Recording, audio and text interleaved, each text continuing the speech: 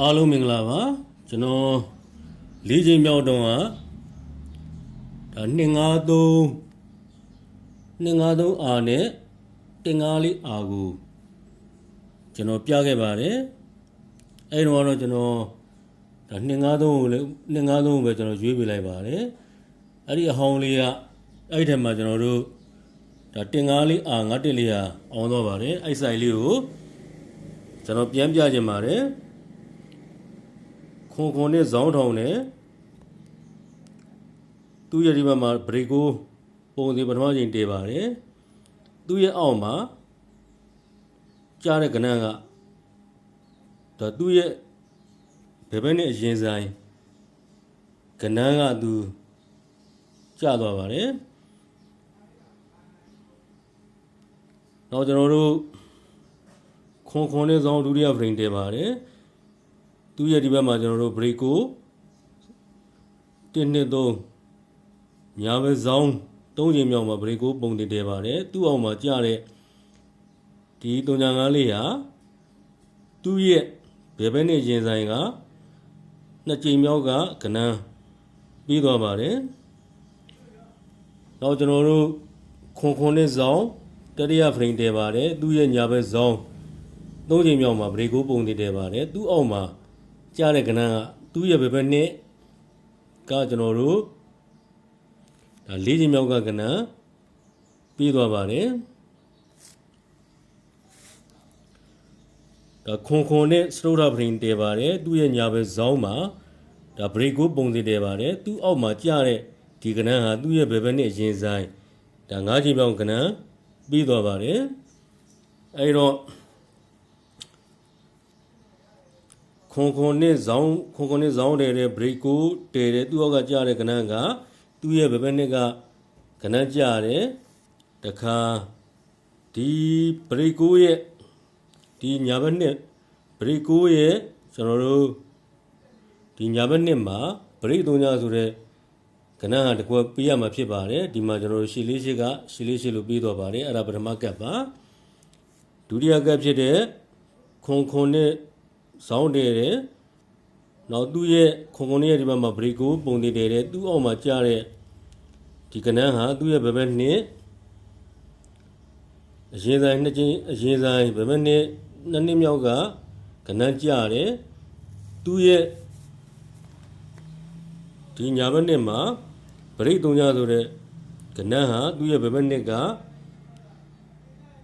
ဒါကျွန်တော်တို့ဘရိတ်ကိုပုံတင်တင်ထားတဲ့နှစ်ထဲကပရိသုံးကြဆိုတဲ့ကဏ္ဍတစ်ခွက်ပြီးသွားပါတယ်။နောက်ဒီမှာလဲခွန်နဲ့ဇောင်းတရဖရိန်တဲ့ပရိကိုပုံတည်တဲ့သူ့အောက်ကကြတဲ့ကဏ္ဍကသူ့ရဲ့ဘယ်ဘက်နဲ့၄နှစ်မြောက်ကကဏ္ဍဒါပြီးသွားပါတယ်။ကျွန်တော်တို့အဲ့ဒီလိုပဲသူ့ရဲ့ညာဘက်နဲ့မှာပရိသုံးကြဆိုတဲ့ကဏ္ဍဟာဒီပရိကိုပုံတည်တဲ့နှစ်ထဲကပရိသုံးညဆိုတဲ့ကဏ္ဍ3-6ပတ်လည်းထွက်သွားပါတယ်ဒီမှာကျွန်တော်တို့ခွန်နဲ့စတိုးရဖရိန်တဲ့သူ့ရဲ့ညာဘက်ဇောင်း3ချိန်မြောက်မှာပရိကိုပုံသေးတယ်သူ့အောက်မှာကြားတဲ့ကဏ္ဍကသူ့ရဲ့ဘယ်ဘက်နဲ့ဒါ9နှစ်မြောက်တဲ့ကဏ္ဍပြီးသွားပါတယ်အဲ့မှာဒီနောက်နှစ်မှာဆိုလို့ရှိရင်ဒါပရိသုံးညဆိုတဲ့ကဏ္ဍတစ်ခွက်ကဒီပရိကိုပုံသေးတဲ့နှစ်ထဲကပရိသုံးညဆိုတဲ့ကဏ္ဍဖြစ်တဲ့3-5နှစ်အာရဲ့ဒါ1-4-5အာရဲ့ပြီးရမှာဖြစ်တယ်ဆိုတဲ့ကြောင်းဒါမွေးကဏ္ဍအနေနဲ့ကျွန်တော်အနေနဲ့ဒီ၄ချိန်မြောက်မှာကျွန်တော်ချပြလိုက်ပါတယ်ဒါပြီးကြတဲ့ဘက်က914တကွက်တာပြီးသွားပါပြီအောင်သွားပါပြီအဲ့ဒါလေးကိုကျွန်တော်ပြန်လည်ပြသလိုက်ပါတယ်တော့ယခုပွဲအနေနဲ့ကတော့ဒါကျွန်တော်ပြရတဲ့မူဖြစ်တဲ့အတိုင်းဒီ2ခုနှစ်ကကဏ္ဍဟာဒီ6ခုနှစ်မှာ2ခုနှစ်ကပရိဟာ6ခုနှစ်မှာဒါတဒန်းနဲ့ပရိဆိုတဲ့ဟာတဒန်းနဲ့ပရိဟာပုံမှန်နေနဲ့တော့ဒါ2ချိန်ပေးရမှာဖြစ်ပါတယ်ဒီမှာကျွန်တော်တို့ပထမဦးဆုံးအနေနဲ့ပေးမယ်ဆိုလို့ရှိရင်ပရိနှစ်ဒီမှာပုံစံတဲထားပါတယ်သူ့ရဲ့ဒီဘက်ဇောင်းလေးမှာပေးရမှာဖြစ်ပါတယ် အဲ့တော့သူ့ရဲ့ထက်မှာတပင်နှစ်ပင်သုံးပင်မှာဒါစုံပရိကြပြီးတော့အဲ့ဒီကောင်စီကျွန်တော်တို့လေးခွန်ကိုစီကီးထီရမှာဖြစ်ပါတယ်အဲ့ဒီချိန်မှာဒါဒီပရိတ်တစ်ဒီပရိတ်တစ်ဆိုပြီးတော့ပထမချိန်အနေနဲ့ပေးပါတယ်ဒုတိယချိန်အနေနဲ့ကတော့ဒီမှာပရိတ်ရှိကပရိတ်ရှိဆိုပြီးဒါဒုတိယချိန်အနေနဲ့ပေးထားပါတယ်ဒီမှာကျွန်တော်တို့82မှာကြည့်ရင်လည်းဒီတိုင်းပါပဲဒီပရိတ်ခွန်လေးဟာဒီ86ခုနှစ်မှာ6ခုနှစ်မှာပရိတ်ခွန်ဆိုပြီးဒါတရန်းနဲ့ပေးတော့မယ်ဆိုလို့ရှိရင်သူဒီဘက်ဘယ်ဇောင်းအောက်ခြေမှာပရိတ်နှစ်ကပုံသေးတဲထားပါတယ်တပင်နှစ်ပင်သုံးပင်မှာစုံပရိတ်ပေးထားပါတယ်အဲ့ဒီစုံပရိတ်653ဒီအောက်မှာဒါကီးပေးရမှာဖြစ်ပါတယ်အဲ့ဒီချိန်မှာကျွန်တော်တို့ဒီဘရိတ်ခွန်လေးဟာဘရိတ်ခွန်ဆိုပြီးပထမချိန်အနေနဲ့ပေးထားပါတယ်အဲ့ဒီလိုပဲဒုတိယချိန်အနေနဲ့ကတော့ဒါဘရိတ်9ဟာဘရိတ်9ဆိုပြီးဒုတိယချိန်အနေနဲ့ပေးသွားပါတယ်ဒီမှာကျွန်တော်တို့62မှာကြည့်မယ်ဆိုလို့ရှိရင်လေဒီဘရိတ်တစ်ကသူ့ရဲ့ဒရန်းနဲ့96ခုနှစ်မှာဘရိတ်တစ်လို့ပေးတော့မယ်ဆိုလို့ရှိရင်သူ့ရဲ့ဘယ်ဇောင်းမှာဘရိတ်နှစ်လျာပုံစံခန်းထားမှာဖြစ်ပါတယ်သူ့ရဲ့တပင်နှစ်ပင်သုံးပင်မှာဒါစုံပရိတ်ဆိုပြီးပုံစံပေးထားမှာဖြစ်ပါတယ်အဲ့ဒီအောက်မှာဒါ555ဒီဒါကီးထီရမှာဖြစ်ပါတယ်အဲ့ဒီချိန်မှာဘရိတ်တစ်ကဘရိတ်တစ်ဆိုပြီးပထမချိန်နေနဲ့ပေးရမှာဖြစ်ပါတယ်ဒုတိယချိန်နေနဲ့ကတော့ဒါဒီမှာဘရိတ်ကိုကဘရိတ်ကိုဆိုပြီးဒုတိယချိန်နေနဲ့ဒါပေးတော့ပါတယ်တော့ကျွန်တော်တို့2002ခုနှစ်မှာဆိုလို့ရှိရင်လေဒီတိုင်းပါပဲဗရိတ်လေးဟာဗရိတ်လေးဆိုပြီး2006ခုနှစ်မှာတဒန်းနဲ့ပြီးတော့မယ်ဆိုလို့ရှိရင်ဒီဗရိတ်နှစ်လေးကပုံသေးတဲထားပါတယ်အဲ့ဒီလိုပဲဒီဗရိတ်လေးရဲ့အထက်မှာတပင်တပင်သုံးပင်မှာစုံဗရိတ်ဆိုပြီးဒါပုံသေးကြရမှာဖြစ်ပါတယ်အဲ့ဒီစုံဗရိတ်ကြတဲ့ခုနှစ်ကိုဟာအောက်ကိုဒါကီးထီရမှာဖြစ်ပါတယ်အဲ့ဒီချိန်မှာဗရိတ်လေးဟာဗရိတ်လေးဆိုပြီးပထမချိန်နဲ့ပြီးပါတယ်ဒုတိယချိန်နေနဲ့ကတော့ဒါဗရိတ်9ဗရိတ်9ဆိုပြီးဒါဒုတိယချိန်နေနဲ့ပြီးတော့ပါတယ်2012ခုနှစ်မှာလည်းဒီတိုင်းပါပဲဗရိတ်လေးဟာဗရိတ်လေးလို့ပြီးတော့မယ်ဆိုလို့ရှိရင်ဒါဗရိတ်နှစ်ကပုံစီပထမဦးဆုံးအနေနဲ့ဒီဘက်ဇောင်းလေးမှာပုံစီပေးထားမှာဖြစ်ပါတယ်ဒီဗရိတ်လေးရဲ့အထက်မှာတပင်တပင်သုံးပင်မှာဒါစုံဗရိတ်ဒီပုံစီပေးထားပါတယ်အဲ့ဒီ460ဒီအောက်မှာဒါကီးထီရမှာဖြစ်ပါတယ်အဲ့ဒီအချိန်မှာဒီဗရိတ်လေးဒီဗရိတ်လေးဆိုပြီးဒါပုံစီထိုးတာပါတယ်အဲ့ဒါပထမချိန်မှာဒုတိယချိန်နေနဲ့ကတော့ဒါဗရိတ်3ညကဗရိတ်3ညဆိုပြီးဒါဒုတိယချိန်နေနဲ့ပုံမှန်တော့ပေးတော့ပါတယ်ဒီမှာကျွန်တော်တို့2022မှာ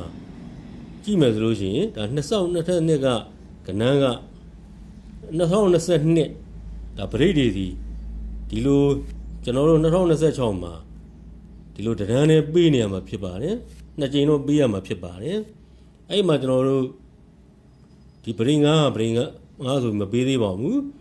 ဗရိတ်1ကလည်းဗရိတ်1ဆိုပြီးမပေးသေးပါဘူးဒီမှာဗရိတ်1လည်းမပေးသေးပါဘူးဒီဗရိတ်4ဟာဗရိတ်4ဆိုပြီးမပေးသေးပါဘူးဒီဗရိတ်ကလည်းဗရိတ်လို့မပေးသေးပါဘူးဒီဗရိတ်9ကလည်းမပေးသေးပါဘူးဒီမှာကျွန်တော်တို့ဒီဗရိတ်9ကဒီဗရိတ်9လို့လည်းဒီပွဲမှာမပေးဘူးဆိုလို့ရှိရင်ဒီနောက်တစ်ပွဲမှာဆိုလို့ရှိရင်တော့ဒါတေးကြပါတယ်ဒီနန်းလေးမှာဗရိတ်နှစ်ကဒီနန်းဟာဗရိတ်နှစ်ကြဖို့ရာဒါ90ရာနှုန်းတော့တေးကြပါတယ်ဘာကြောင့်လဲဆိုလို့ရှိရင်ဒီမှာသူ့ရဲ့ဒီဘက်ဘယ်ဇောင်းမှာဗရိတ်နှစ်ဆိုပြီးကျွန်တော်တို့ပုံစံပေးထားပါတယ်သူ့ရဲ့တပင်တပင်သုံးပင်မှာဒါစုံဗရိတ်ဆိုပြီးဒါ914စုံဗရိတ်30ဆိုပြီးသူကပေးသွားပါတယ်အဲ့ဒီ914ဒီယခုပွဲမှာဒါကီးထီရမယ်ဆိုတဲ့အကြောင်းကိုကျွန်တော်ပြချင်ပါတယ်အဲ့လိုကီးလဲထိခဲ့မယ်ဆိုလို့ရှိရင်တော့ဒါနောက်ပွဲမှာဗရိတ်နှစ်ဟာဗရိတ်နှစ်ကြဖို့ရာအားကောင်းပါတယ်ဒါယခုပွဲမှာတော့ဒါ914ကီးကိုကျွန်တော်ပြချင်တာဖြစ်ပါတယ်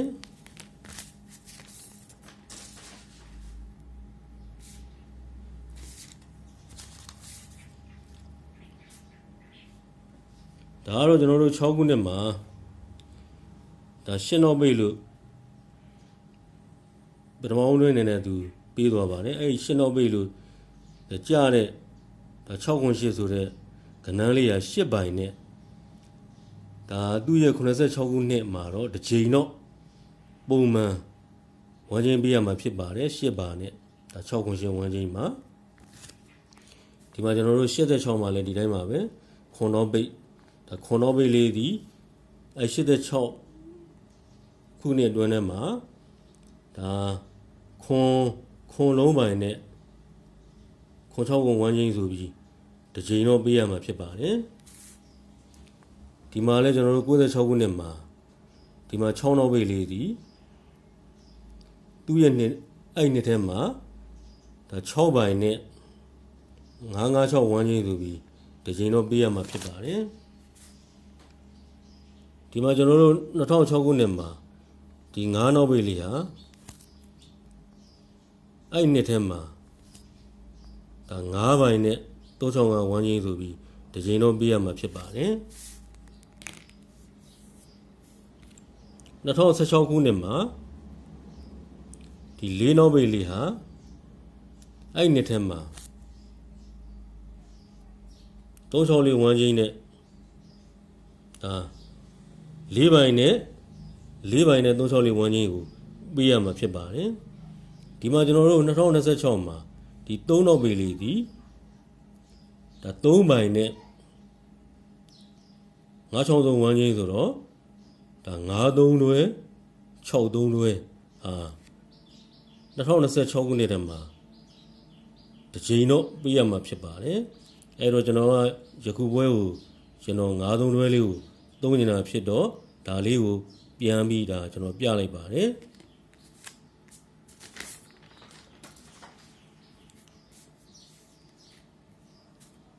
ဒီမှာကျွန်တော်တို့69ခုနှစ်မှာ95ခွန်နောက်သူတန်းထဲမှာပဲ2009ခုနှစ်မှာ816ဒါတန်းထဲမှာပဲ2019ခုနှစ်မှာ3ခွန်5 95ခွန်816 3ခွန်5အဲ့ဒီ95ခွန်တဲ့ဟာကျွန်တော်တို့2006ခုနှစ်မှာဒါ95ခွန်ဆိုပြီးပြီးသွားပါတယ်2009ခုနှစ်က816တဲ့ဟာ2016ခုနှစ်မှာဒါ816တဲ့ဆိုပြီးပြီးသွားပါတယ်2019ခုနှစ်က3ခွန်5ဟာ2026မှာ3ခွန်5တဲ့သို့မဟုတ်အာဆိုတာပြီးရမှာဖြစ်ပါတယ်ဒါမွေးကနန်းအနေနဲ့ပြီးရမှာဖြစ်ပါတယ်အဲ့ဒါလေးကိုကျွန်တော်ပြန်ပြလိုက်ပါတယ်ယခုပွဲမှာကျွန်တော်သုံးကျင်တာဖြစ်တော့ဒါလေးကိုကျွန်တော်ပြမှာဖြစ်ပါတယ်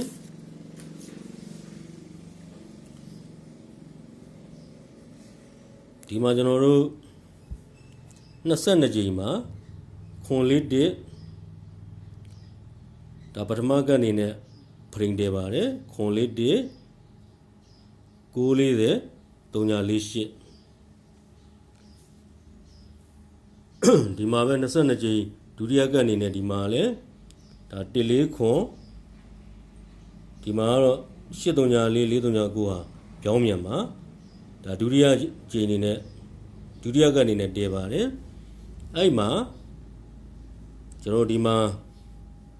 ခွန်လေးတစ်940 349ဒီမှာကျွန်တော်တို့6ပိတ်4ပိတ်ဒီထက်မှာ1 2 3 8 4 8ထိပ်4ခါ3ထိပ်5ပိတ်1 2 3ခွန်ထိပ်4ခါ3ညပိတ်ဒါပထမပရိအနေနဲ့တည်ပါတယ်ဒါပထမပရိအနေနဲ့ခွန်လေးတစ်3ည4ကိုခွန်လေးတစ်940 348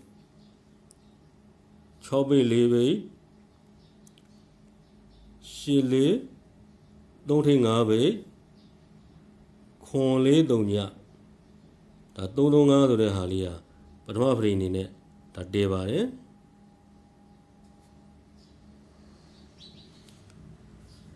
ဒုတိယဖရိအနေနဲ့14ခွန်834 439ဒါကတော့ပြောင်းမြန်ပေါ့နောက်ကျွန်တော်တို့6ပိတ်4ပိတ်1 2 3 8ထိပ်4ခါ3ထိပ်5ပိတ်1 2 3ခွန်ထိပ်4ခါ3ညပိတ်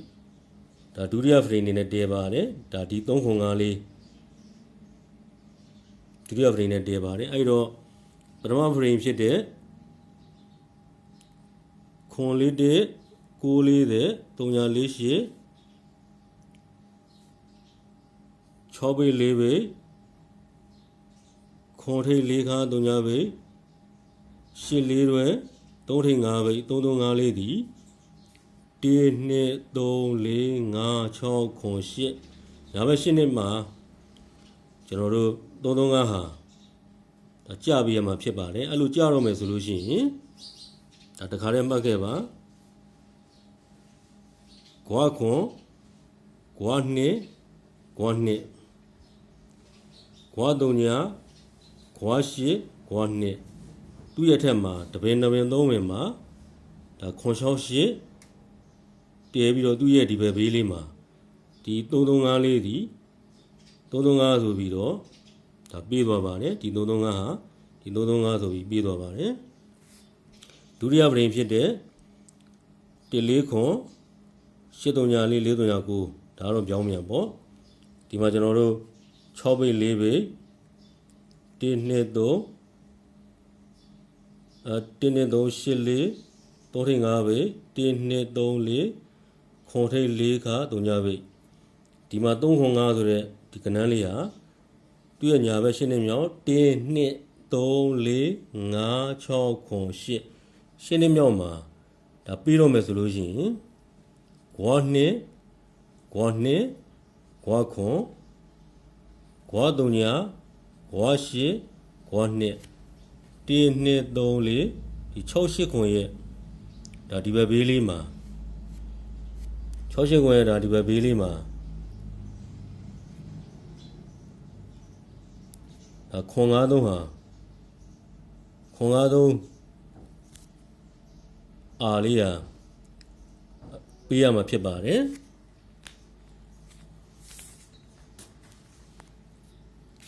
နောက်တစ်ချက်အနေနဲ့ကျွန်တော်တို့ဒီမှာ6ထိပ်9ထိပ်4ထိပ်3ပိတ်3ပိတ်4ပိတ်အဲ့အောက်မှာ3ခွန်ကဒါပေးသွားပါတယ်ဒီမှာလည်းဒီတိုင်းပါပဲ6ထိပ်6ထိပ်9ထိပ်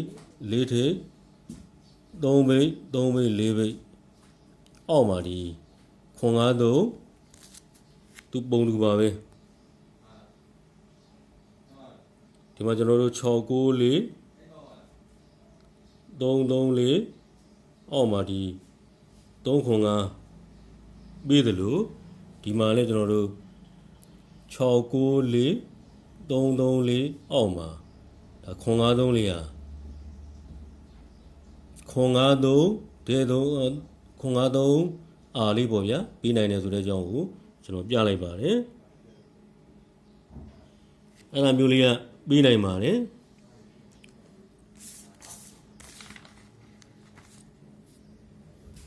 ဘာလို့လဲဆိုလို့ရှိရင်ကျွန်တော်တို့ဒီမှာတော့ဒီမှာကျွန်တော်တို့ရှင်းလာလေးကျွန်တော်ပြမယ်ဒီမှာဆိုလို့ရှိရင်6ထိပ်8ထိပ်6ထိပ်